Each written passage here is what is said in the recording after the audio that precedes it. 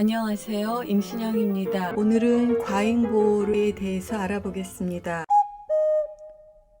과잉보호는 부모가 의식을 하던 의식하지 않던 아동의 행동, 생각, 감정을 지나치게 간섭하려는 의도와 부모에 대한 의존을 조장하려는 시도입니다. 과도한 부모의 통제, 과잉보호는 부모에 대한 자녀의 의존성을 증가시키고 동시에 자녀의 자율성, 오토노미를 감소시켜서 자녀가 본인의 주변의 환경을 스스로 잘 활용해야 되는데 그러한 환경에 대한 지배력을 감소시키게 됩니다. 아기가 식사를 맛있게 잘할 때 자녀에게 더 맛있고 더 다양한 음식을 정성을 담아서 제공을 하게 됩니다. 이러한 음식을 더 맛있게 행복하게 먹는 자녀는 예쁘고 사랑스럽습니다. 그러나 부모는 아기가 잘 먹고 많이 먹지만 비만이 되는 것을 원하는 것은 아닙니다. 과잉 보호를 받으면서 자율성과 주도성, 근면성과 건전한 자아 정체성을 갖는 어른으로 성장하는 것은 매우 어렵습니다. 이 아동은 농구를 하는데 헬멧을 쓰고 어머니가 농구 코트까지 와서 과잉 보호를 하고 있습니다. 지금 이 아동은 불만스러운 표정을 갖고 있지만 이러한 환경에 계속 노출되다 보면은 어머니가 없으면 불안해할 수도 있을 것입니다. 과잉 보호를 받으면서 건강한 어른으로 성장한다는 것은 쉽지 않습니다. 예를 들면 삼겹살을 먹으면서 채식주의자가 되어 있는 것은 불가능한 일이고 친일파면서 독립투사가 된다는 것도 어려운 일입니다. 우리의 뇌에는 편도체, 아믹달라라는 부위가 있습니다. 아몬드의 모양을 띠고 있는 한 쌍으로 되어 있는 뇌의 부위인데 편도체는 감정을 조절하고 공포와 불안에 대한 학습 및 기억에 중요한 역할을 하는 부위입니다. 2019년에 미국의 듀크 대학에서 발표한 연구인데 어린 시절에 어머니의 과잉 보호를 받는 사람들은 성인이 됐을 때 편도체에 대한 반응성이 다르다는 것을 보고하였습니다. 어린 시절에 본인들이 생각하기에 어머니로부터 과잉 보호를 받았다고 하는 사람들은 성인이 됐을 적에 화난 표정을 보여주었습니다. 이것은 화난 표정을 보여준 것이지 진짜 위험이 있는 것은 아닌데 단지 화난 표정을 보여주었을 뿐인데 펑셔널 MRI를 찍으니까 편도체가 과잉 반응을 한다는 것입니다. 화난 표정을 보여주니까 어머니에게 본인이 과잉 보호를 받았다고 생각하는 사람들은 편도체가 과도하게 반응한다는 것을 보여주고 있습니다. 이 연구는 312명에 대한 연구입니다. 따라서 과잉 보호 속에서 성장했다고 하더라도 공포와 두려움에 대한 과잉 반응이 없이 잘 성장하는 아동들도 있을 것입니다. 그러나 기존의 연구들의 결과는 과잉 보호 속에서 성장하는 아동들은 성인이 되었을 때 공포나 두려움을 더 많이 느낀다는 것이 일반적인 연구 결과입니다. 이 연구는 기존에 알려져 있는 사항을 펑셔널 MRI라는 도구를 통해서 편도체의 과반응성을 보여줬다는 데 의미가 있습니다.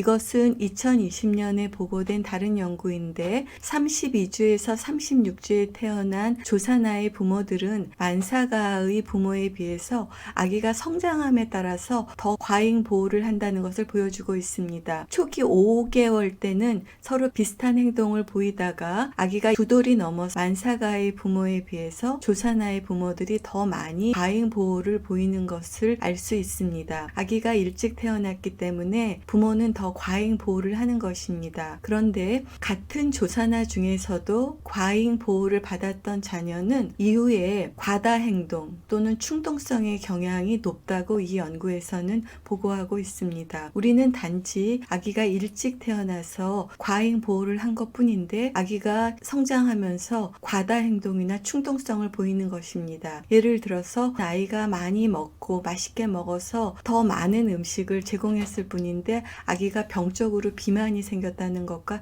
비슷한 맥락에 있습니다.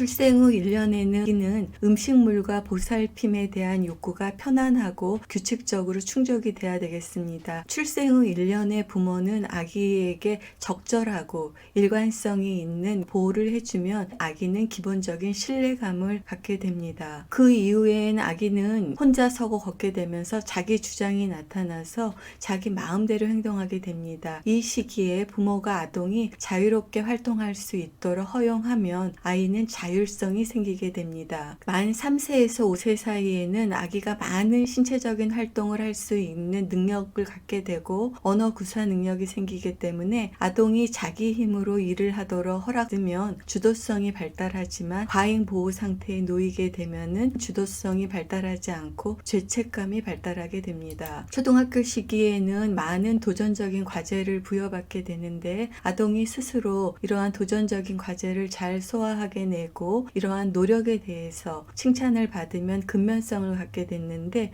그렇지 못하면 열등감을 갖게 됩니다. 청소년기는 매우 힘든 질풍노도의 시기라고 합니다. 청소년기에는 신체적으로 등치가 커지게 되고 정서적으로 부모로부터 독립하게 되고 자신이 무엇인가에 대한 자신의 정체를 밝히고자 노력을 하게 됩니다. 이때의 주된 과제는 자아 정체성을 확립하는 단계입니다. 그런데 부모가 과잉 보호를 하게 되면 아이는 자신이 놓여져 있는 환경을 스스로 통제하지 못하게 됩니다. 아이는 성장함에 대해서 본인이 이렇게 통제력이 부족하다는 것을 인식하게 되고 실제 위험이 왔거나 또는 실제적인 위험이 아니고 상상의 위협에 대해서도 과잉 경계나 공포를 느낄 수가 있습니다. 듀크 대학의 연구에서처럼 아믹달라가 과도하게 반응을 하게 됩니다. 이러한 과잉 보호에 놓여 있는 아동들은 시간이 지남에 따라서 불필요한 또는 과다한 불안을 유발하게 됩니다. 또 하나는 부모가 불안증, 앵자이어티를 갖고 있는 부모는 이러한 앵자이어티를 갖고 있지 않은 부모에 비해서 청소년기의 아동에 대해서 훨씬 더 과도하게 관여한다고 합니다.